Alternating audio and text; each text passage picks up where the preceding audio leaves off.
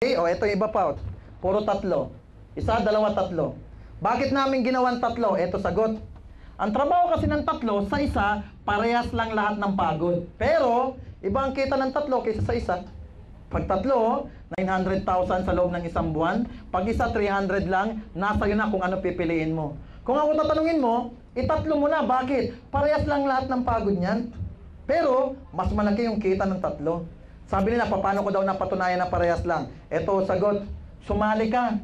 Kapag sumali ka na, sali mo asawa mo, sali mo rin anak mo. O may dalawa ka na, tapos na po. Tama po ba? Tanong, meron kang kaibigan, 10, sasali. Kanino mo yan ibibigay po? Sabi nila, kapag meron daw dalawa, lahat ng sobra, ibibigay sa ilalim ng dalawa. Tama po ba? Tanong, sino yung dalawa mo? O, asawa at anak. O, yung sobra, ibigay mo sa asawa. Alam nyo, kada bigay mo sa asawa, papares. Cheque asawa, cheque ka rin. O, yung anak mo, bigyan mo. Kada bigay mo, papares. Cheque ang anak, cheque ka rin. Ang tawag sa kanilang dalawa, dami. Ginamit mo ang pangalan ng asawa at anak. Bakit? Para yung sobra, mapunta sa asawa at anak. Di sila kikita. Kaysa naman yung sobra, bigay mo sa kapitbahay. Sayang. Bigay mo sa kababata, kaopisina. Ibang tao, ang nakikinabang, sayang. Di bigay mo na sa kanila. Ang tawag sa kanila, linawin ko, dami ha. So dito, pwede pala sumali kahit sino. O sample, pwede kang sumali, ikaw, asawa at anak. Ikaw, nanay, tatay, ikaw, kapatid-kapatid, ikaw at ikaw. Alam nyo sa Vita Plus, isang tao, pwede kang sumali hanggang 4 na beses. Puro pangalan mo. Binabalik-baliktad lang po ang pangalan na apelyido. Paano yun? Tuturuan ka nung nag-invite sa inyo. At, pwede ka rin sumali. Ikaw, asawa. Pwede yun. Okay? Marami ka asawa, sir? Ha? O, ang babaero to yun. Ha? Marami, no? O. Ang masarap sa amin, yung asawa at anak mo, kahit hindi magtrabaho, kahit walang alam, dire-diretso check nila. Bakit? Ang pinaka nagustuhan ko sa Vita Plus, ito yung karamihan na hindi kaya ng iba. Ano? Wala kaming kontak. Kahit hindi sila magtrabaho, basta't binigyan mo ng kaliwat kanan, kada bigay mo, papares, check anak, check ka rin. Wala kasing kontak. Kasi yung sumasali, bumibili. Yung binili nila, benta na ng anak mo yun. Kaya hindi na siya kailangan magbenta. Walang kota, oh. Kaya yung anak mo, kahit baby, pwede mo nang isali. Bakit? Wala kaming age limit kasi wala pong kota. Di ba sa iba, ganito usapan? Bigyan kita ng cheque, magbenta muna. O, hirap nun. Paano kung di ka nakabenta, hindi mo linya? Bigyan kita ng cheque, bumili ka muna. Kung mahal yung binibenta. O, bigyan kita ng cheque, mag-invite ka muna marami. Tanong, paano kung ubos na yung kakilala mo? Mahirap po may kota. Maliwanag po ba? Ngayon kung kayo na-interest, eto lang po yung gagawin ninyo. Kung na-interest kayo, pagandaan nyo lang po yung power pack. Kailan? Kayo bahala, wala naman kaming kota eh. Hindi ko kami mamimilit. Ngayon kung kayo na-interest, pagandaan mo lang yung 6,999. Kailan? Ikaw bahala. Alam nyo, kung ma-interest ka, pwede ka sumali ngayon. Hanggang alas 9, bukas pa cashier, pwede pang magbayad. Cheque, credit card o cash, bayad ka 6,900, bibigyan ka 8,400 na product.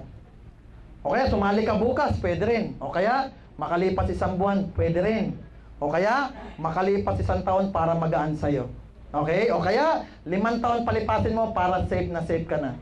O kaya, gawin mo 20 taon bago ka sumali para wala ka ng duda. Okay? O kaya, pinakamagaan, ito huling tip ko sa'yo. Ano? Bago ka mamatay, doon ka na lang sumali, ang tibay mo. 6,900 na lang, ikinamatay mo pa, tusukin kong mata mo eh. O tanong, sa mga bago, malaki po ba sa inyo ang 6,999? Ikaw sir, bago ka? Malaki sa iyo ang 6,999 sir? Malaki. Tama, mabigat din yan. Sabi nga nila no, ang nagsasabi ng tapat, nagsasama ng maluwat. Ikaw sir, gusto mo ba magsama tayo ng maluwat? Iba na naman yung galaw ng bigote mo sir. O balik tayo sir, malaki sa 6,999. Gusto mo, sir, tulungan kitang palitin yan para hindi ka mahirapan. Sorry sa iba, si sir lang ang tapat. Gusto mo, sir, palitin ko yan para hindi ka mahirapan? Kung gusto mo lang. Kung ayaw, okay lang, di ka tatulungan. Kung gusto mo lang, sir, gusto mo, tulungan kitang lumiit yan. Gusto, mabait ka, mabait din naman ako, tulungan kita. Dahil mabait ako, eto, sir. Malaki pa ba sa'yo yan, sir? Panginoon naman, pag malaki pa yan, sir, tusukin ko ng ilong mo. O, sir, seryoso. Seryoso, sir. 6,999. Malaki ba talaga sa yan, sir? Seryoso, sir. Malaki, tama. O, bigyan natin talaga ng sample. Meron akong cellphone dito sa bag eh. Eto, cellphone. Meron akong cellphone sa bag. Pamilyar kayo sa 8850? Ito yung scratch proof. Okay? Waterproof. Naku, nang grabe. Ilublob mo, sir. Di mo na magagamit. Ito, scratch proof. Wala nang memory. Bakit? Nasa loob na. Built-in na.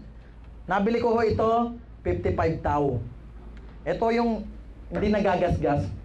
Okay? O sir, dahil mabait ka, bigay ko na lang sa'yo, sir. Ikaw ang umuho ka agad eh. Sige, sir, kunin mo.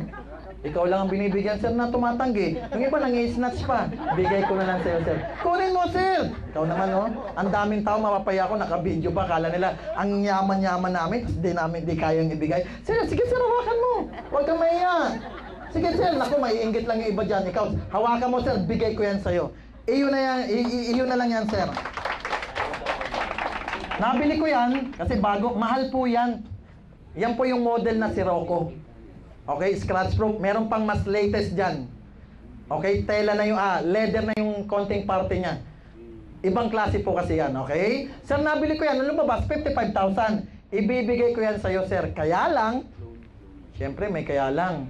Lugi ako, sir, di ko naman siya kilala eh. Kaya lang, sir, hihingi ako ng isang kondisyon sa'yo. Gusto mo bang malaman, sir, bago ko ibigay yung 55,000 na cellphone ko? Yun ay kung gusto mo lang malaman. At, pag nalaman mo, kaya mo, gawin mo.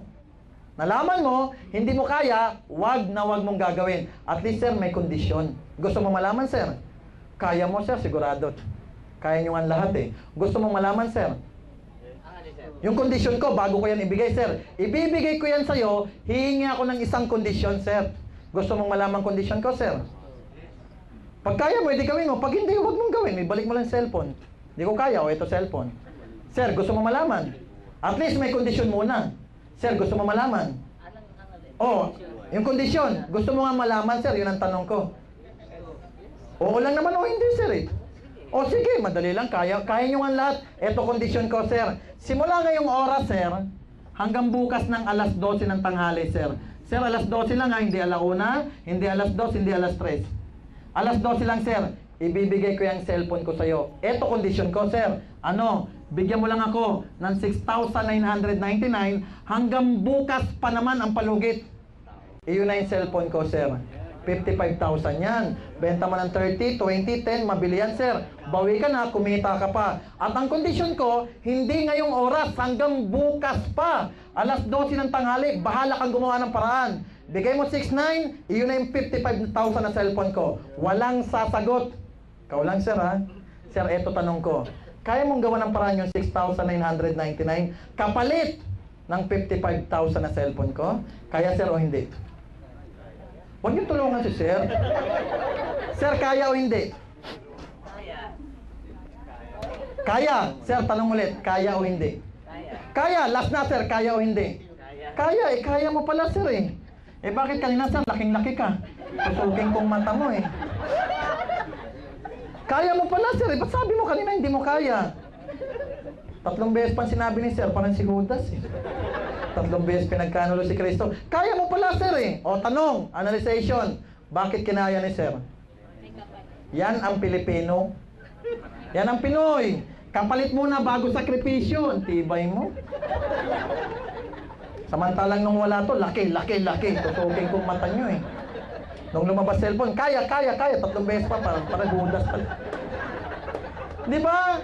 Kaya pala eh. Di ba kaya, sir? O kaya mo? Kunin ko.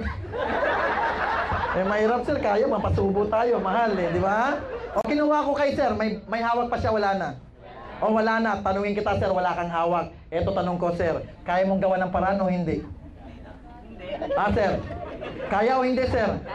Kaya. Bakit? Kapag gusto, may paraan. Kapag ayaw, marami pong dahilan. At, alam mo ba ang tinanggihan mo kung hindi mo yan kaya? Sarili mo. Bakit? Ikaw ang hindi yayaman. Tapos na ako mag-6'9". Ikaw ang tumanggi sa future mo. O pag tumanggi ka, ikaw ang mawawalan, di naman kami. Tapos na ako mag-6'9" eh. Tama? O ngayon, kapag gusto may paraan, kapag ayaw, Marami pong dahilan. Tama? Pero, may mga kaibigan tayo